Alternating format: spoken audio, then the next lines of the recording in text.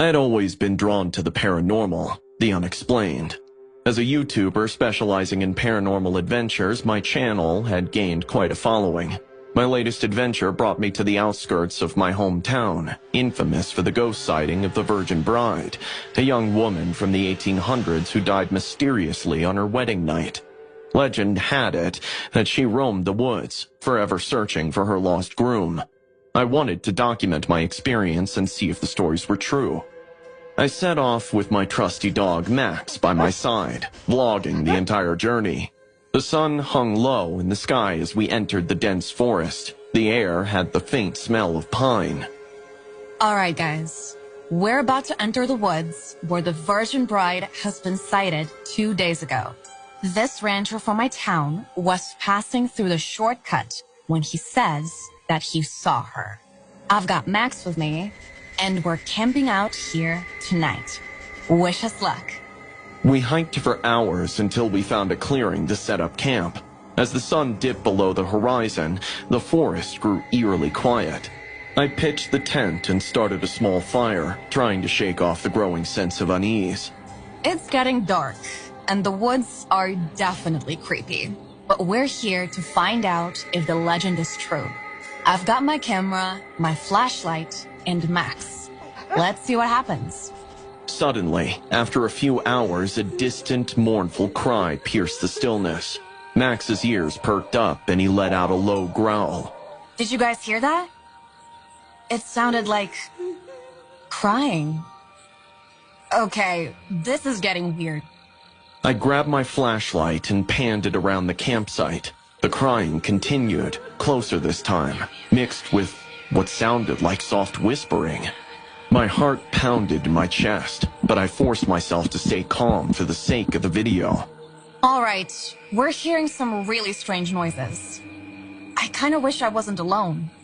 Max's growl turned into a bark. He stared intently at a point just beyond the fire's light. I followed his gaze, but saw nothing. Still, the sense of being watched was overwhelming. Max, what is it? Do you see something? I stood up, the camera shaking in my hand as I moved closer to where Max was focused. The air grew colder around there. The crying and whistling grew louder, surrounding us. Okay, guys, this is getting really intense. A sudden gust of wind extinguished the fire, plunging us into darkness. I fumbled for my flashlight, the beam flickering before going out completely. Max whimpered, pressing against my leg. Stay close, Max. We need to get out of here. As I turned to head back to the tent, a figure in a white dress appeared in the corner of my eye. I froze, the hair on the back of my neck standing on end. The figure was faint, almost translucent, and drifted towards us. I felt a sharp pain in my side, as if something had clawed me. I cried out, dropping the camera. Shit, shit, shit! Run, Max, run! I grabbed Max's leash and ran, stumbling through the underbrush. The figure followed, gliding effortlessly over the rough terrain. The crying turned into a wail, and the whistling became a deafening shriek. I tripped over a root, falling hard and scraping my knee. Blood trickled down my leg, but I forced myself to get up. We burst through the trees and into the open, the forest edge in sight. I dared a glance back and saw the figure standing at the tree line, her face obscured by a veil. Her hand reached out, but she couldn't cross the boundary. Panting, I collapsed on the ground, clutching Max. The night was silent again, the oppressive feeling lifting. I realized my camera was still running, capturing our escape. We made it! We actually made it! I don't know what that was, but it's real! Holy fuck! The Virgin Bride is real! Guys, I hope it came on camera. I looked down at Max, who licked my face, his tail wagging. We had survived, but the haunting presence of the Virgin Bride would stay with me forever.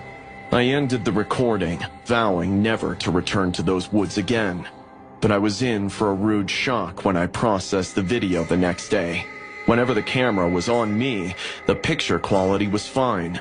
But whenever I turned it towards the ghost of the bride, the camera quality became grainy. Yet, the figure was there, captured, translucent, crying, haunting. I don't know what all history this place had, but now I know that ghosts are real.